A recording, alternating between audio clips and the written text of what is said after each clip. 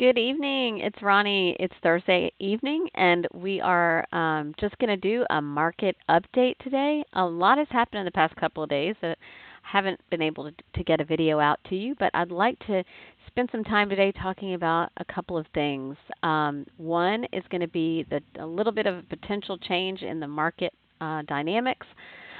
Two is going to be some earnings trades that we took today and potentials for some tomorrow and day after, really mainly tomorrow after the open. And then just thinking about some trades that could make sense as we go into the coming weeks of earnings, as well as there's quite a bit of news that has come out in the past couple of days as well. So we'll talk through all that, give you a macro view, and kind of go down into the trades as well. All right, so let's start with the S&P 500. So on the chart in front of you, on the right side is the weekly chart for the S&P 500, and on the left is the intraday. So I just want to point out one thing here. We've been looking at, of course, the breakout that the market did last week. If I'm going to zoom in a little bit, this is the breakout, this bar right here that's highlighted. Last week's bar, it looked like a hammer on the candlestick chart. And so you can see it did break out of this descending trend line right here, which is from the February high down to the June lower high. So it did break out of that. It actually broke above the June high and just closed right underneath it last week. Okay, so that's what we were looking at coming into this week. We were looking at, how the market was potentially breaking out and the potential for it to get into this and fill this gap right here, which was made as a result of the COVID news and the initial crash off of that news. So this gap is what we're talking about.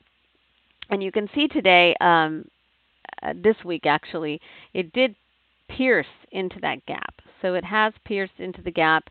But as of now, depending on what happens tomorrow, as of now, it looks like it's a reversal pattern and a topping tail.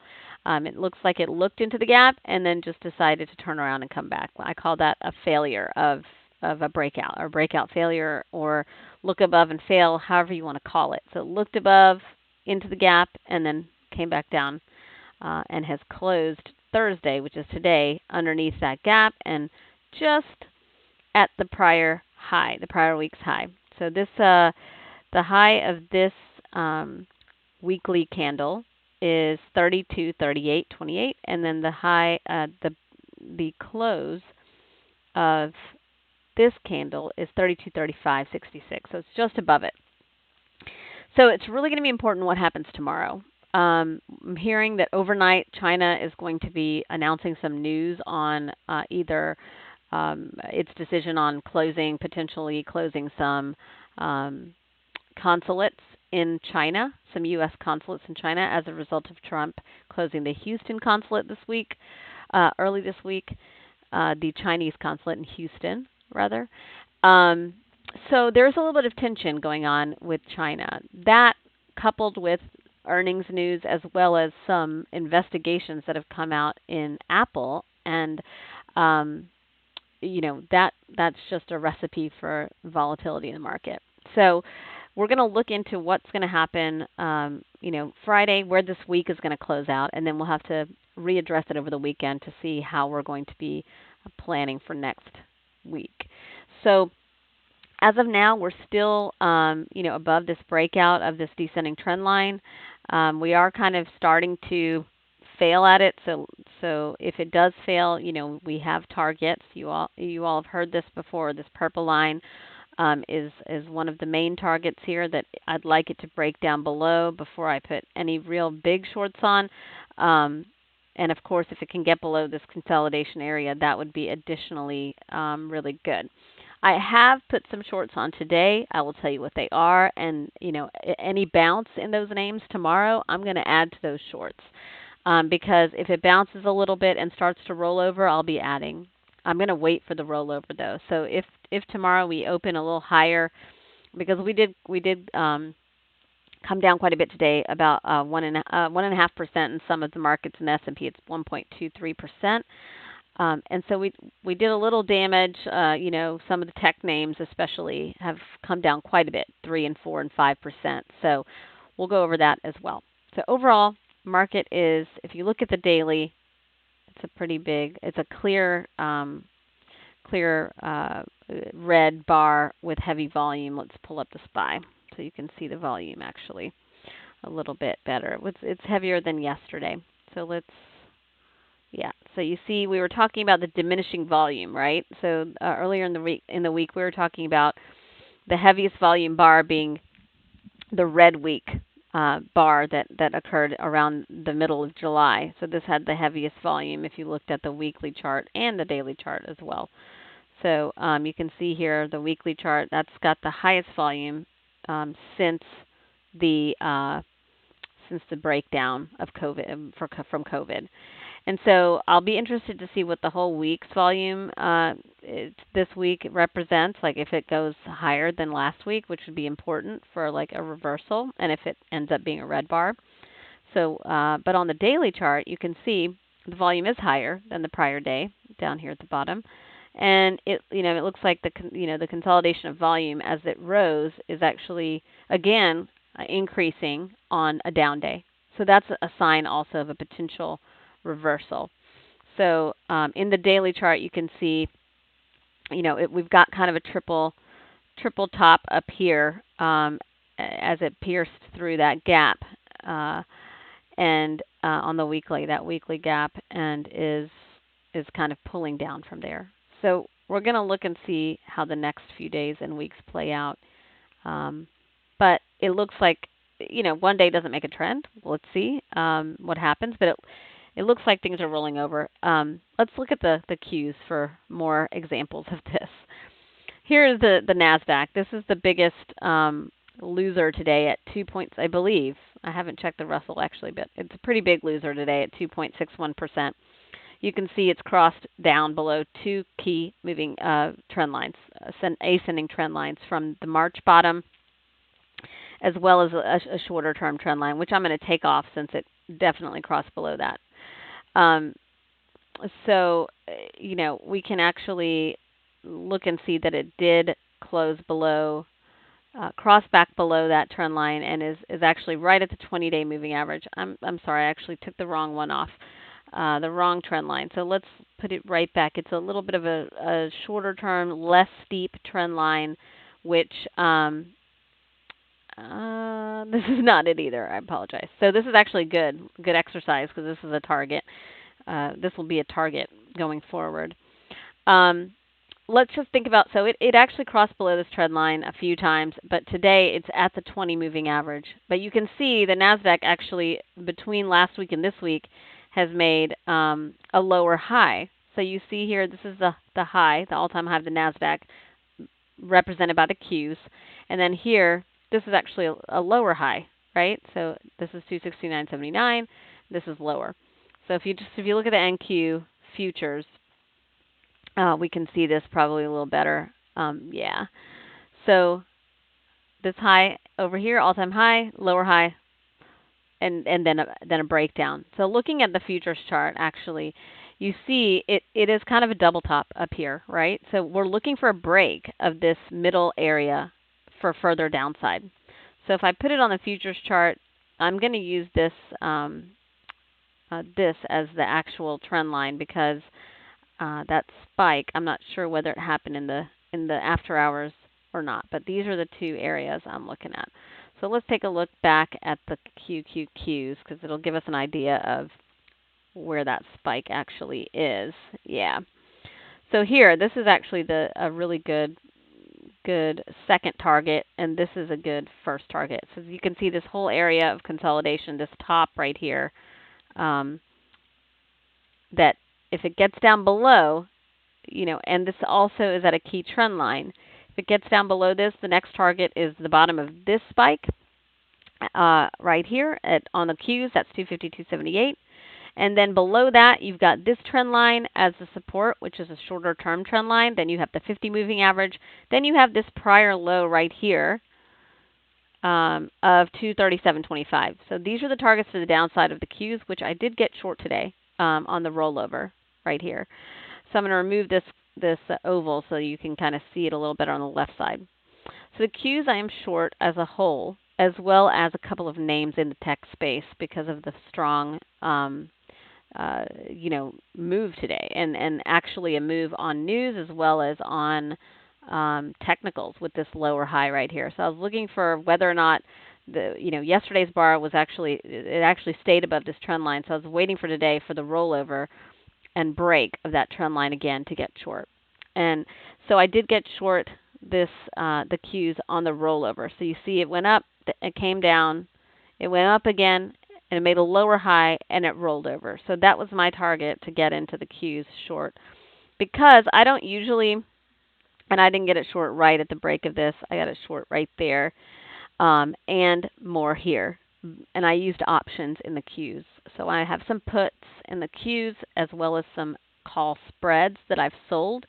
So selling a call spread is when you sell a call and you buy a further out call. So it gives you credit if the stock doesn't, or ETF doesn't get to that level, the first call that you sold, your short call. So I'm short I'm some call spreads, the 275, 285 call spreads in the Qs. So that's all the way up here, and they're for a little credit as well, and that helped me finance my option, my put option to the downside. So short Qs, which it looks really good. I mean, it is kind of creeping up in the after hours, which is fine. It made a pretty hefty move today. So if it can't break this 20 moving average, I'm going to close my position out. I probably should have closed some at the end of the day, at least part of my position, but I did not get a chance to. So I still have it, and even if it creeps up to here, it's fine. I'm definitely still profitable, but I'm looking for a further break of this 20 moving average, and then I'm going to hold it. If it doesn't break it and it holds it, I'll probably sell my position. So that's the Qs. And in the NASDAQ as a whole, it looks like it's topping off. Again, this thing has just been insane, as we've talked about over the course of the past months since the bottom in March. And I really think it should pull back. It'd be great if it pulled back all the way to this prior all-time high and then potentially bounced from there. I don't know if we're going to get all the way down there, but we have some targets along the way, as we talked about already. So speaking of the Qs, speaking of the Russell, let's look at the RUT and see what it's doing. So this is a small cap index. Again, not as weak as the rest. It was unchanged today. So again, the NASDAQ was the heavy loser today. The Russell is just kind of consolidating right here. This is, again, financial stocks make up a lot of the Russell, and of course, small caps. So it is actually kind of breaking out above this descending trend line if we take a look in the short term, right? So let's take a look from here. It is broken out of that trend line. So, we'd be looking for it to come back down. This is, it hasn't reached the prior high like the S&P had, and of course the NASDAQ. So if it gets up there, we'll look to short it up here too, unless it breaks out pretty hard. But it looks like, we've got kind of two points of resistance at that area. So if it does manage to make it up there on earnings reports over the next couple of days, I'll probably look to short some Russell, just because I believe that the financial industry is, as a whole, going to be struggling because of the interest rates being low. And just the general market conditions right now economically with the Fed printing money, people, the margins for the banks are going to be pretty tight. So that's the Russell. Now let's go back a little bit to the tech stocks. So I'm in Apple short today, and let me tell you why. Because they had some news, and I actually didn't get it short in the morning. I had a pretty bad location, actually.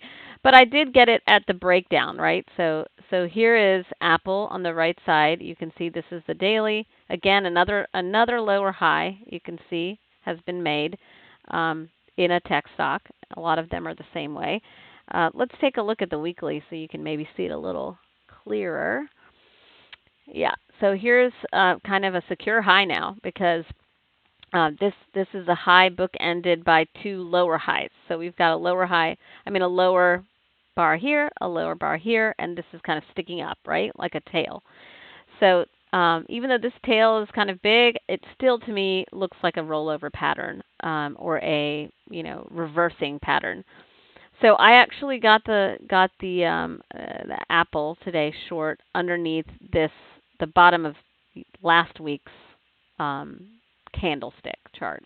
So you see right here where this breakdown occurred, right at the 375.50 area. So it was actually right in this area over here. I got it short, uh, mainly because it had some pretty bad news, and I think that's when it broke down the area. I don't usually trade intraday on news. I like to trade earnings, for example, after the news occurs.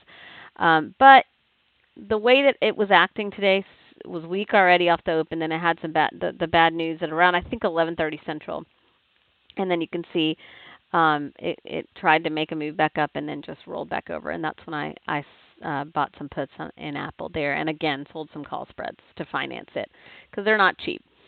So I'm short Apple, and it had the bad news that I think that it's delaying the release of some equipment, as well as there's an investigation.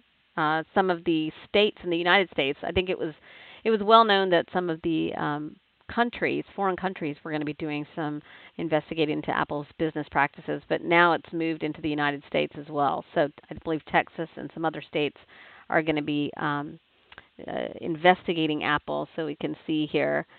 And yes, they're delaying the launch of the new 5G phones until October as well. So that is why Apple sunk today, and I think that's just bad news for the company. I don't plan on holding this until earnings. Earnings is just a couple of days away on July 30th, next week. So I'm going to plan on selling my position, my puts, prior to the earnings date, because earnings can be very volatile in this stock as well as any other tech stocks. So it may go down further, but I don't like holding big tech stocks into earnings just because they have a tendency to move crazy. So that's Apple. And along with Apple, I was short Facebook and Nvidia last week and got out of both positions because as the stocks started to come back towards their prior highs up here and actually exceed them in some case. I could have utilized this reversal pattern as probably a clue, but especially here I could have also seen the lower high in Facebook and sold some more, gotten back in the position rather. But I'd rather play it safe. So I actually waited. I was looking at getting back in to both Nvidia and Facebook short, but they just weren't looking so great for a short until today. And you can see here as it crosses through its 20 moving average, that's definitely bearish sign. I got short some Facebook at the cross of the 20-day moving average. So right here in this congestion area. Again, similarly to Apple. A lot of these stocks started rolling over hard because of Apple's news also, because that does not bode well for the tech sector, and Apple makes up a lot of the index out there, along with a couple of other stocks. So it has already hit its 50-day moving average, and it is bouncing a little bit off of that in the after hours like everything else. But it's a relief rally probably because it went down quite a bit today. It's 3%, which is quite a bit. And so we are looking for continued downside in Facebook. I already told you they've had some bad news themselves over the course of the past several weeks. They're also going to, I think the Senate or they're going in for some hearing. I'm trying to look and see what it's about. I am not 100%, but I know they have to go in and actually testify again. So this happened several months ago. Mark Zuckerberg had to go in and do some of that. I believe it's happening again, if I'm not mistaken. Regardless, they had some bad news previously, which is what caused this flush. It retraced, and now it's coming back down. So I anticipate it to at least get back here to this trend line, which is a trend line from 2016, which is where it stopped the last time. So that's what I'm aiming for Facebook. Granted, here's one target, which is kind of the completion of this topping pattern. So I'll probably take some off around this 223 area, and then I'll leave some on until this trend line if it continues its downtrend. So that's what I'm looking for. And again, I don't. If it bounces a little bit, that's fine with me. I may get even more short if it bounces, just because I have a pretty gloomy view of the tech sector, at least in the coming couple of weeks, as they go through some of these struggles. And lastly, on the tech front, we have NVIDIA. So NVIDIA, again, weak as it rolled over today, down. See, you can see another lower high here. It did not make the high from yesterday. Okay, so here's the high from yesterday. It did not get above it. As you can see it very clearly on the daily chart, on the intraday chart. Here's the high from yesterday, 424.10. Here's the high from today. As it rolled over and crossed below the first 15-minute low, which is right here at 414.71, that's when I got short NVIDIA. It was already pretty weak and weaker than Facebook, meaning like it never made it back to the prior highs on that retracement. And so I did utilize the first 15-minute low and the weakness in the market to get short NVIDIA. So I'm still short NVIDIA. The first target here is the 20 moving average, but I'd really looking at this 391 area as a break, and I'd like to get more short at 391 for the target right here of this trend line. This is a trend line from 2017, and so I'm looking for it to potentially get to here and even lower, 50 moving average. Then we have some other pivots down the way. But overall, if you take a look at NVIDIA, and also Intel reported today. I will go over that in a moment, and it was weak. So I anticipate potentially the rest of the semiconductors could be weak, and NVIDIA as well. You can see it's run up quite a bit. So I anticipate it could even get down to the 50 at some point in the near future. And that's what I'm looking for. This is, again, looks like a double top. I'll be sure it's not as good as as Apple's breakdown, but I'd like it to get down below this 391.16 to be confident in this move. So I'll be watching it carefully and having a close mental stop on my position. All right, so let's go into some earnings. All right, so we've had a few earnings this week, and I'll go over some of them. I'll just go over a couple. One from today, specifically Tesla, which turned out to be a great trade, just on the retracement. So Tesla reported last night, actually. You can see this big jump up in Tesla, and so my thought was that it was gonna be weak because, again, lower high. If it didn't get above this 1699, 1700 area, which is a round number, first of all, as well as you can see it's into the spike here. So the 1700 area, which is a round number, was what I was looking at for it to stay below. It actually got above it in the overnight session, but never quite made it there this morning. So you can see it fell hard off the open. I did not get that trade. I was not able to get into that trade, but on the retrace, and you can't see it on this. Maybe I can add it. Add study. Let me see. Well, the VWAP, which is the volume weighted average price, is actually right here where this double top is, and you can add that study on your Thinkorswim platform. It's the volume weighted average price. It's also quite close to this 250 moving average on the intraday 5-minute chart as well. But right here where this double top is the VWAP, which is where I shorted Tesla with an option, and it was actually a call spread. A put spread. So, buying a put and selling a put further out so that it's not as expensive. So I've already gotten out of Tesla. I didn't get out of it way down here, sadly. Unfortunately, I got out of it a lot earlier than that. So I got that put here at this double top and ended up selling it right here before it crossed down below the morning low, because it actually in this area it started. If you look at the 2-minute chart, it started trying to come up again. You see this little tail right here. That's where I sold it, but it was very, very premature, as you can tell. It went from 1560 all the way down to a low of 1480. That's an 80-point drop that I missed out on. So pretty sad about that, but I can't be too sad because I did get a good move in Tesla, off of the VWAP, and it's a pretty typical thing that happens with earnings, especially strong stocks post earnings. If they drop off the open, they will retrace to the VWAP, the volume weighted average price, or some moving average, or they'll double top. So you just need to keep an eye out for that. If you don't get that first move in the morning, don't chase it. Wait for the retracement, and then make your move. So it's an ABC pattern. The first move is A. The retracement is B. The continuation of the move, the A move, is C. So that's what we're looking at. Let's go into Intel because this is a key one that I'm going to look at for tomorrow. The daily chart is a mess, so I'm going to make it a weekly chart, and then I'll show you the daily chart eventually. Let me go ahead and delete some of this, some of these trend lines because they kind of get in the way of the explanation here.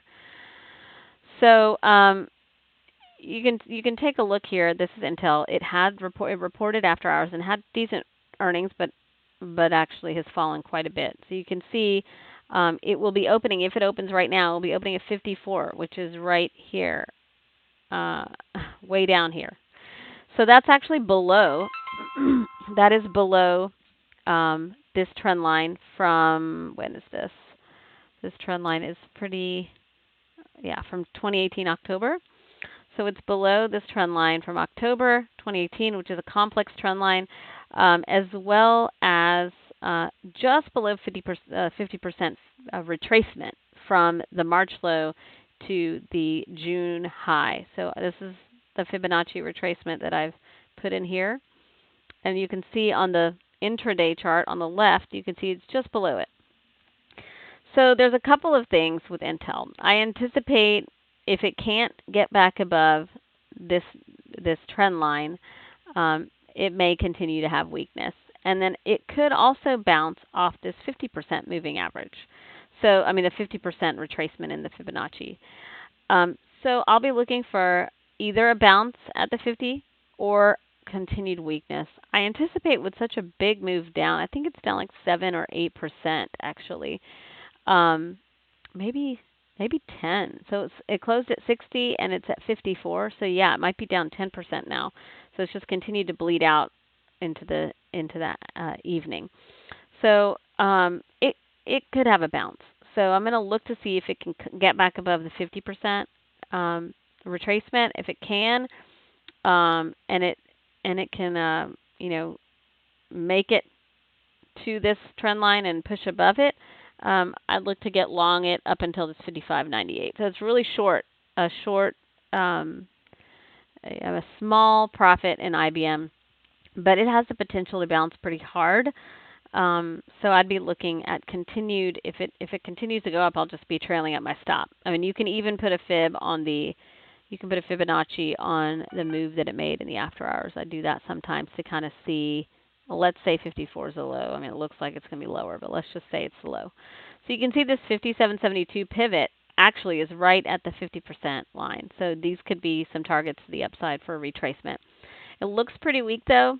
So if it were to continue weekly to be weak in the morning, you could just look at the 61.8% fib as your next target, which is right here at 51.81. And then if it can't hold the 51.81 line, you have this 200 moving average right here at 47.38. But I mean that would have to be really weak, and I don't think Intel's going to lose 20-30% of its value in one day over earnings that were not so terrible. So these are the targets I'm looking at: 61.8% fib to the downside, and then this 57.72 pivot to the upside, or thereabouts. I mean, you could use this 50%. I mean, this 50 moving average, 57.21, as a point of resistance also. So keep that in mind as you're thinking about if Intel is able to cross back above the 50% fib. And if it's not, 61.8. But it looks like it may just go straight there in the morning, and so we'll have to look for a bounce play off to 61.8. And that's what we'd be looking for. If it does end up down at 61.8, we'd be looking for it to hold that and a bounce play, up to the 50, up to this 55.98 pivot, etc. So it really all depends on what it does in the morning. It could do anything. There's always upgrades, downgrades, etc.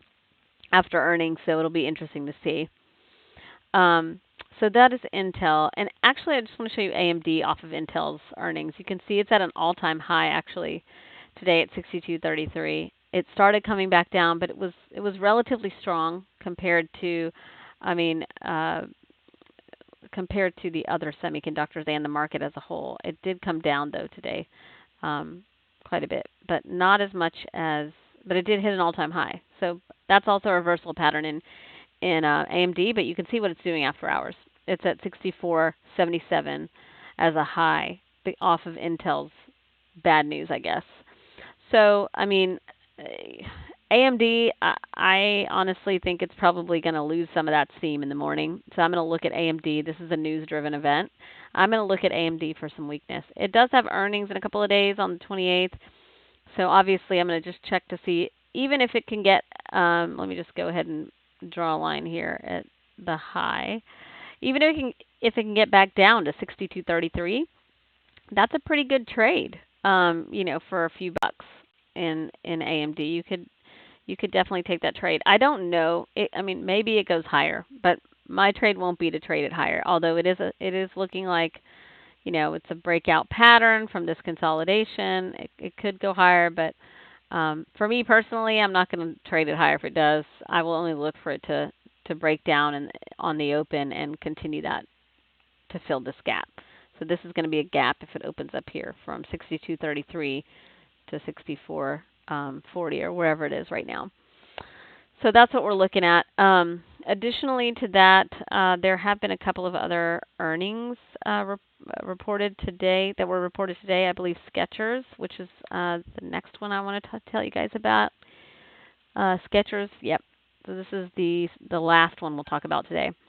So Skechers is actually pretty strong off the earnings report. It's all the way up into this area of resistance here with these two trend lines. One from 2015, and one is just from the high up here in December. I guess I could do one from this area, but I feel like that's just an anomaly. But if you wanted to, you could take the 44.50 high here and do a trend line there too. But you can see it's like all over this area right here, right now. And that can get confusing as well. So I'm going to go ahead and remove that.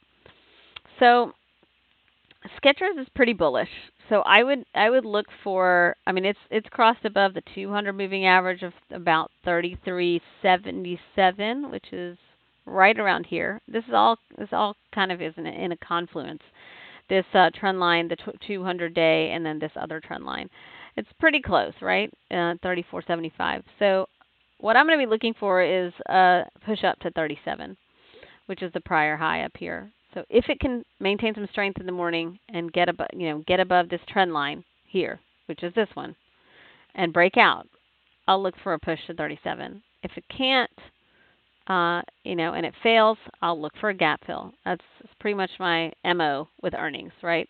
If the chart's good, we look for a breakout and push up to a pivot, or a breakdown, a failure of a breakout and a gap fill. So this is going to be this high from today will be the bottom of this gap here that's going to be created. So you can see that's 31.98. So if it in the morning, if it stays here and starts to get weak, you would look for some weakness and for it to fill the gap down to that. So it's a couple bucks, $1, $1.50 one way, and then the other way it's about $2. So we'll see what happens. You just increase your size if that's too little. If that $30 stock is too cheap for you, you can just increase your size. But those are the two options: Intel and Skechers for earnings, and AMD for kind of a pump and dump type of situation. I mean, I don't want to call it that, but it kind of is. I mean, it's a news-based pump in the after hours. So let's see. And that's all I have today. I don't want to create a really lengthy video, so I'll just create another video over the weekend, and we can go into a little bit more detail on the macro environment. I do want to talk about gold and silver. Actually, I do want to talk about gold and silver. Let me go ahead and quickly talk to you guys about gold and silver because it's been absolutely bullish. So quickly, we talked about gold breaking out from this trend line. We bought it here, bought more above the prior high, 1789, and have held it, and it is now parabolic up to this 1897 area. I'm looking for gold to get up to this 1917 pivot or this trend line here. That is my target. I will be honest and say I did sell some gold yesterday. Uh, to towards the end of the day, I sold some gold as it was like pushing up into the close. I mean, it was definitely like the parabolic move, and as this move is parabolic, the market's going up, gold's going up, silver's going up. It's a very odd move. So I did sell for some profit because I've been long from from way back here.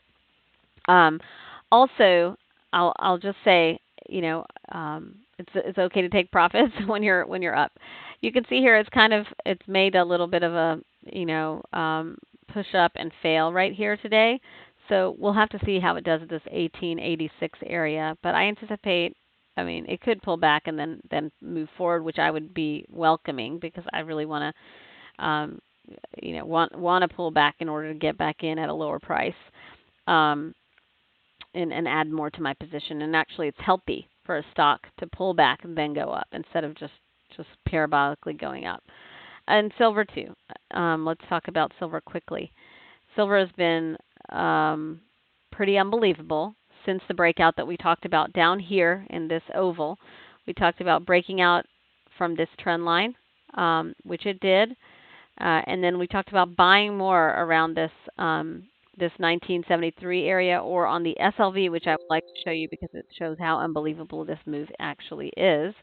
The SLV, which is the ETF, at this 1837 area. So I bought some here, bought some on the breakout, bought some on the breakout of this 1837 area. And I mean, I told you guys that if it broke out, it was going to be pushing up higher. I did not think that it was going to go so fast or so violently to the upside. I think this is actually the biggest move in silver ever in a week's period. So here's the weekly chart, and it is actually the most a silver has moved in a week, I think, since they started collecting data. That's what I heard today. So I did sell almost all of my silver position this week, today and yesterday. So I was able to get out of some yesterday. This is yesterday. I was able to get out some yesterday around 21.20, and then I sold some more today because of this. It wasn't showing any strength today. I don't think silver is going to go straight up from here, although we did have targets, right? It was 21.20, I believe, on the futures. Let's go ahead and pull up the futures again. So I believe it was 21.20 and then 25, if I'm not mistaken. So I'm going to go ahead and increase the time frame so you can see the targets that we had talked about. Yep, so 25 is the ultimate target here for this silver move. And the preliminary target would have been right. Let me remove these. This 21. You see this 21 area, 21.20, 21, basically this high, which is 21.22. So that was the first target, which it blew right through. Didn't even give it a chance, and it was in the after hours as well. And then it's made it up to in the middle of this area where there's really no stopping it. There's nothing to stop it except for a little congestion. So it has the potential. The next target is 25. That's my ultimate target here for the short term. So whatever silver I have left, which is only a quarter of my position, maybe even a little less, I'm holding on to see if it can make that run up to that 25. If not, and it pulls back, then I got max profit on it, and I anticipate it's going to be pulling back pretty hard. And I'll tell you why. Because if the market continues to, come back and decline off of today's move and reversal, gold and silver tend to initially sell off, especially if it's a violent move, like a very strong move, like 3%, 1%. I mean, very 2, 3, 4%, 5% in a short period of time, 10%. So let's see how the move takes hold or takes shape. Because if it's violent, gold and silver are going to come down. Gold and silver should come down right now, actually, a little bit, because they have been quite parabolic. So Um, if it comes down, I mean, I would love to see silver retrace to this 2120 area and bounce. Or if it gets all the way back down to 1978, that's a little terrible. I mean, if it actually comes back and retraces this whole move, that's not a good thing. Like, you don't want to see a retracement of an entire breakout move. That would be bad. So I am looking for it to retrace down to that 2120 breakout. This was the key breakout here. Um, you know, this move, this breakout, because when you look at that chart that I just showed you on the monthly, it broke out in, from a really long-term pattern and at an appropriate spot, right? So you can see prior high, decline, pretty big spike down, move, retracement, breakout, and you can see this right here, this big green bar candle, doji, and then a big green bar. So if it can come back down, to 2120, or even I guess down here to this area, it would be okay. I mean, I know this is not ideal, but it would still be okay. The most ideal situation is if it can retrace to around 2120 or thereabouts. You can see there's a bunch of spikes. So even if it comes down to 2050, it should be okay. Or half of this move. Let's throw a Fibonacci on here. Let's see what this move is. I mean, honestly, let's use just this weekly bar because I think it's going to be too much otherwise.